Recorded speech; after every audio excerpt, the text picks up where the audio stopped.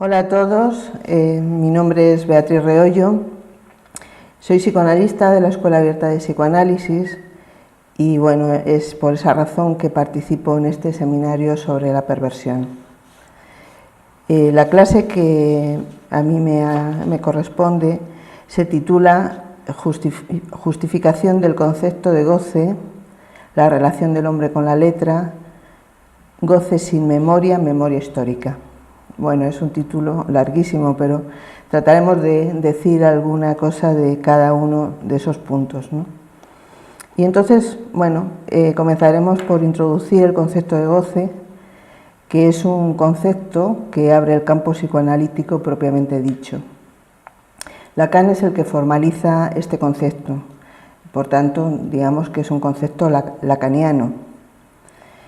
Muchos recordarán que Lacan decía que el psicoanálisis tiene un campo y no tiene objeto. No tiene objetos, ¿no? Pues si dijéramos qué objeto tiene el psicoanálisis, ¿no? Pues se podría decir es el inconsciente o el objeto A. Pero sin embargo, para Lacan dice que ese no es el tema, sino que lo que sucede es que el psicoanálisis tiene más bien un campo que va a llamar campo del goce, incluso llega a decir que le gustaría ser recordado como aquel que instituyó el campo del goce. En Freud también aparece este término, pero no está formalizado como en la enseñanza de Lacan. Freud lo que sitúa es el placer, el principio del placer, que es diferente al goce. Para Freud el principio del placer es considerado como un sistema destinado a asegurar la homeostasis. La homeostasis sirve para conservar las tensiones en el nivel más bajo, regulando el equilibrio del sistema. Es un principio regulador del aparato psíquico que tiene por finalidad evitar el displacer. ¿El displacer qué es? El displacer va ligado para Freud al aumento de las cantidades de excitación y el placer a la disminución de las mismas, siendo esa disminución de la tensión a través de las descargas propiamente el placer. Entonces, ¿qué es el placer? El placer es reducir la tensión al mínimo y el retorno a un estado anterior. Bueno, así comienza Freud formalizando este principio del placer, pero se encuentra con algunos fenómenos que van más allá de este principio fundamental que él había propuesto para el psiquismo, que es la búsqueda del placer. Estos fenómenos que van desde la repetición del síntoma al rechazo a desprenderse de los síntomas, la reacción terapéutica negativa, las pesadillas que hacen volver al mismo horror una y otra vez, bueno, todo eso nos indica que no está solamente en juego el placer. Incluso él sitúa un hecho aparentemente tan inocente como es el del niño que quiere que se le cuente el cuento una y otra vez de un modo idéntico, como si obtuviera en ello una satisfacción enigmática. Todo eso le hace pensar a Freud que el principio del placer es un principio, por así decir, que falla, que tiene desajustes, que se desequilibra, y por eso habla de más allá del principio del placer, que es, por otro lado, un texto fundamental que abre un campo donde el sujeto atenta contra sí mismo y no colabora con su bienestar. Bien, pues en ese campo viene a situarse el concepto de goce, en ese más allá del principio del placer. Y es un término más complejo, pues no puede ser tomado bajo el modo solamente del placer, sino que debe ser tomado como un exceso de algo, un plus, o si se quiere, un placer excesivo, una excitación excesiva.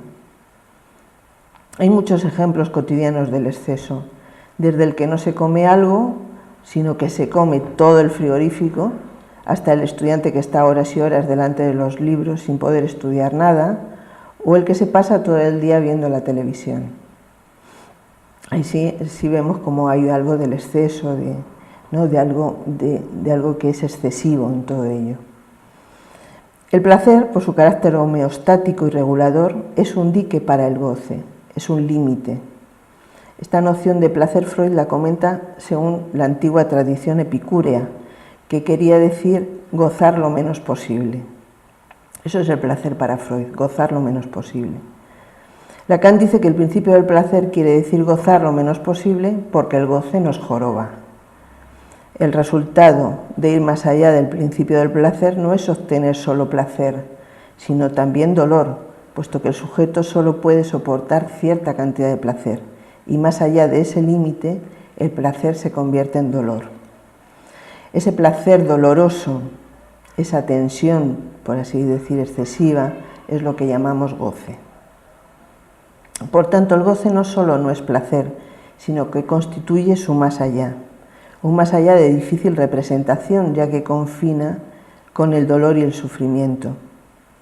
De hecho, los términos que en Freud preceden al goce son los de pulsión de muerte, masoquismo primordial, superyo, que constituyen límites de la teoría freudiana. Bien, ¿qué es el goce? De nuevo, vamos a hacer esa pregunta, ¿no? Es la pregunta que aparece en el seminario 20A1 de Jacques Lacan. Y allí dice, lo reduce, digamos así, a una instancia negativa y dice que el goce es lo que no sirve para nada. No tiene ninguna utilidad, ni siquiera para hacer de ello una sabiduría o una liberación.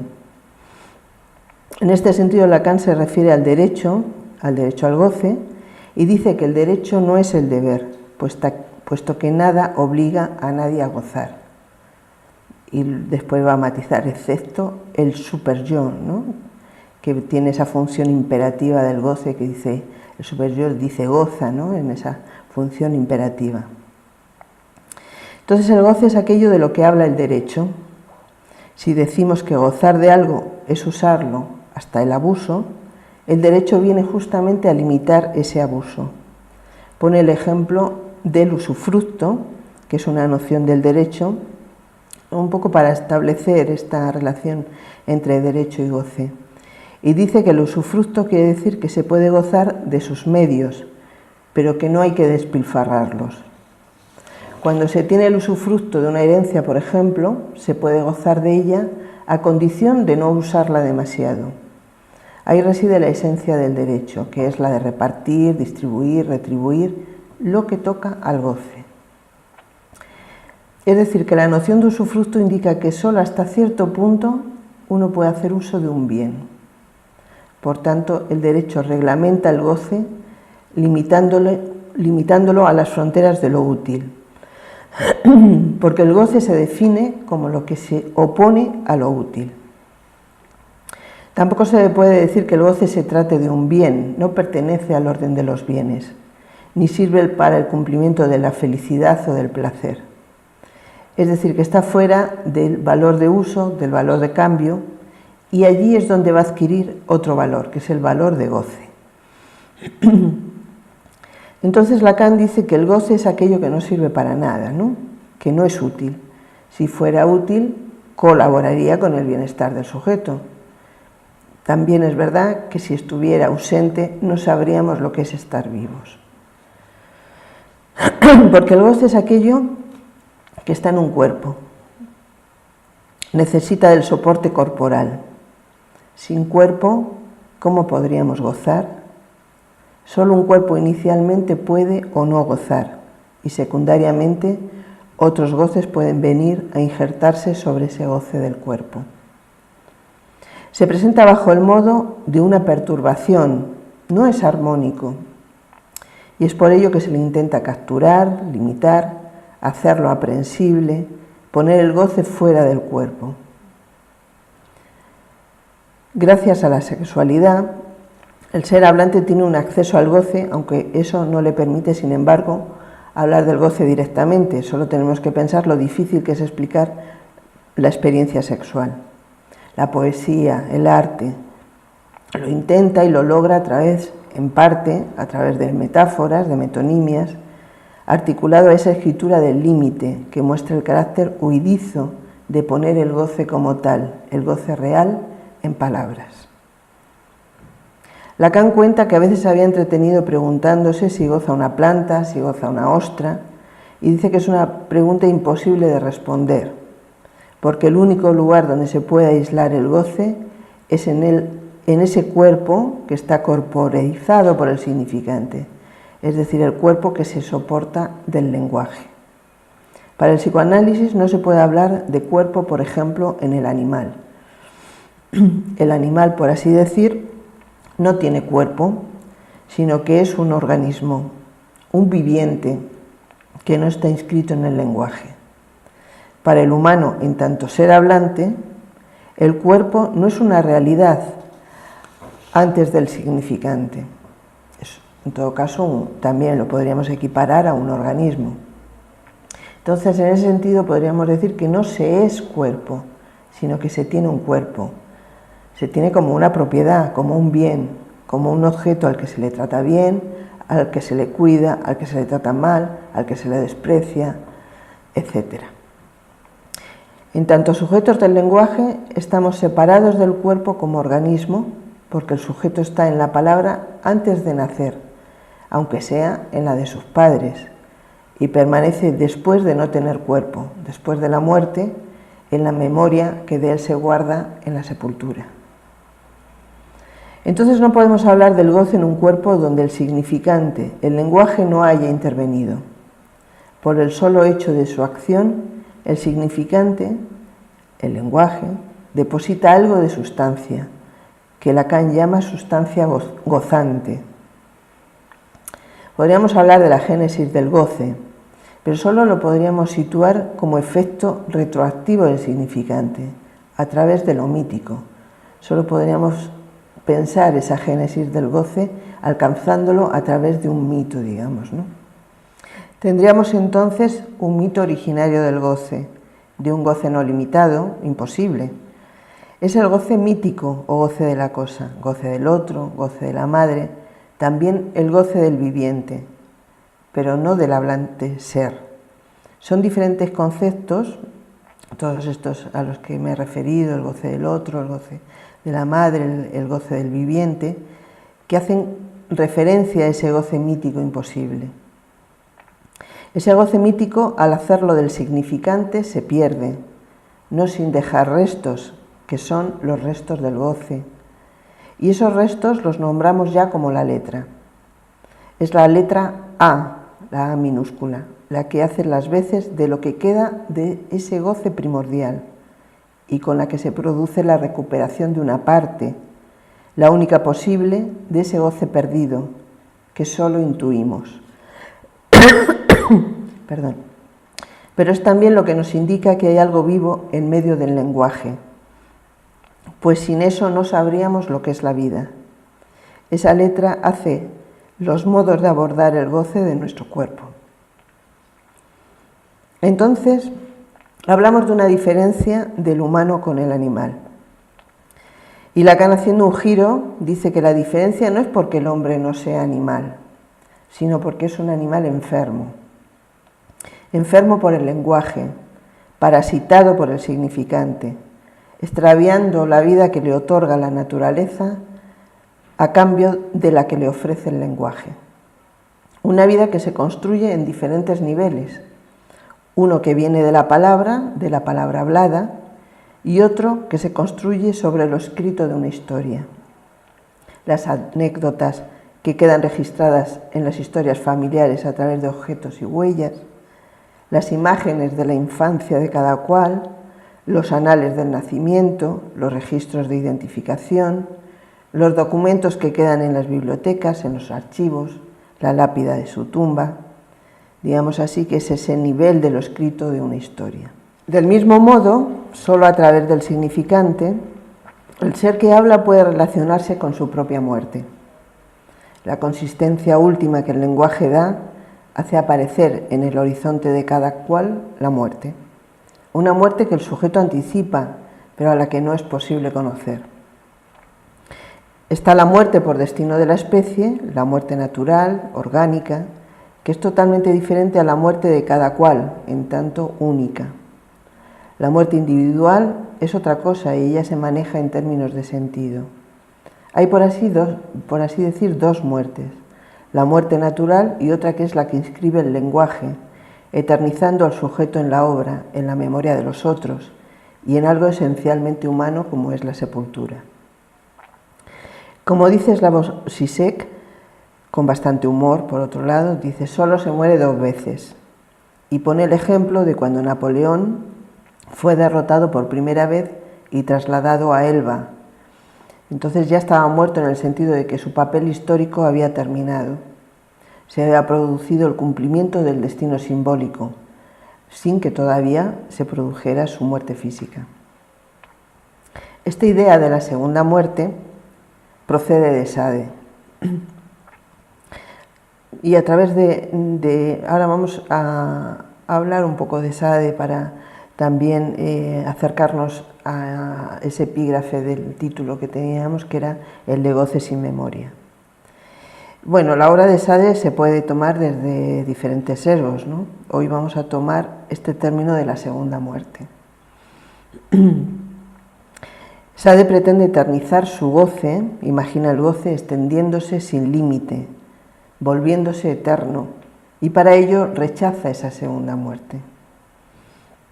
Es la famosa desaparición que Sade había querido lograr en su testamento, en el que especificaba que su cuerpo debía ser enterrado en una arboleda, y dice así: una vez cubierta la fosa, sobre ella han de ser sembradas bellotas, a fin de que el lugar se torne verde otra vez, y la arboleda vuelva a crecer espesa, y que las huellas de mi tumba desaparezcan de la faz de la tierra, tal como confío en que mi recuerdo se desvanezca de las mentes de todos los hombres.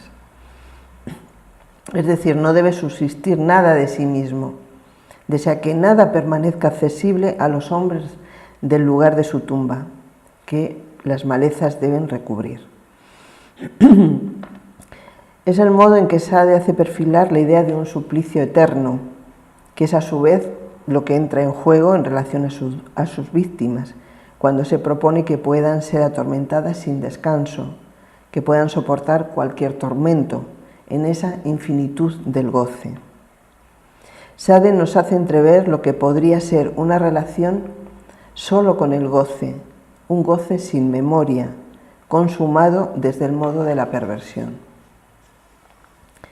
Tomando este ejemplo de Sade, creo que me permite entrar a pensar sobre la temática de la memoria histórica y todo lo que conlleva en relación a los muertos desaparecidos, a los invisibles y a los olvidados. Cuando hablamos de memoria histórica nos solemos referir a las deudas pendientes de la memoria, pero no se trata de hacer una memoria de museo, de recordar por el puro recuerdo, de una evocación sentimental, sino de ajustar las cuentas de la memoria particular y colectiva. Se trata de no olvidar para poder situar algo del futuro, un futuro no marcado por el silencio y el olvido, en definitiva, poder restablecer la palabra en su plenitud. En cada uno, en tanto hablamos la lengua que lo transporta, está presente toda la historia del hombre y de los pueblos. Y esa historia a veces tiene páginas de gloria, otras veces tiene páginas de vergüenza. Cuando las páginas de gloria conservan sus huellas como obligación, esa obligación perpetúa el espejismo que deja atrapado. Y cuando las páginas de vergüenza conservan sus huellas como olvido o anulación, Freud dice que el olvidado se recuerda en los actos y la anulación se opone a lo que se dice en otra parte. Y de todo ello participamos, pues nuestro cuerpo forma parte del entramado de una memoria que se plasma colectivamente. La memoria es sobre todo memoria de los muertos y de cómo aparecen en el horizonte de los vivos. Hablamos en general de lo muerto como aquello que ya ha pasado y sin embargo permanecen los vivos. Historias de antepasados, de lenguas, de errores, de rumores, de cobardía, de goces perdidos.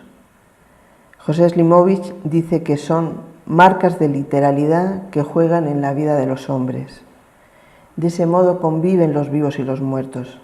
Solo tenemos que pensar cómo de los nombres de los muertos vienen los nombres de los colegios, de las plazas, de las calles, donde habitan los vivos. Cómo quizás los itinerarios, la configuración de estados, las rutas de comercio, son las rutas de las batallas, de las guerras, de los muertos. la vida y los ritos funerarios, la muerte y el lugar de los muertos, la voz de los muertos que nos llegan de las generaciones anteriores. Podríamos decir que los muertos nos hablan en todas partes, y si eso lo tenemos a escala colectiva, a nivel individual sucede igualmente. Por eso seguimos hablando, por ejemplo, de nuestros padres y madres cuando ya han muerto, incluso cuando ya hace tiempo que murieron. Les lanzamos protestas, les pedimos disculpas, nos enfadamos por las injurias que soportamos, les reprochamos su falta de amor, su indiferencia, su violencia. Entonces no hablamos, no discutimos con ellos, con la voz de los muertos, o pensemos en su mirada, esa mirada que encontramos en la superstición de las sombras, en sombras amenazantes, en el tener que voltear sus retratos o cuando vemos por un instante en la mirada de alguien a otro que ya murió. Como también en la gente que no puede dormir con la luz apagada o en el terror nocturno de los niños. Del mismo modo, en el relato de los analizantes, los muertos tienen su lugar y hablan, cuentan cosas, porque el síntoma implica no solo al que lo porta, sino toda su historia y todos sus ancestros. Y a ese puente entre su voz y la voz de los muertos es a lo que Freud llamó inconsciente.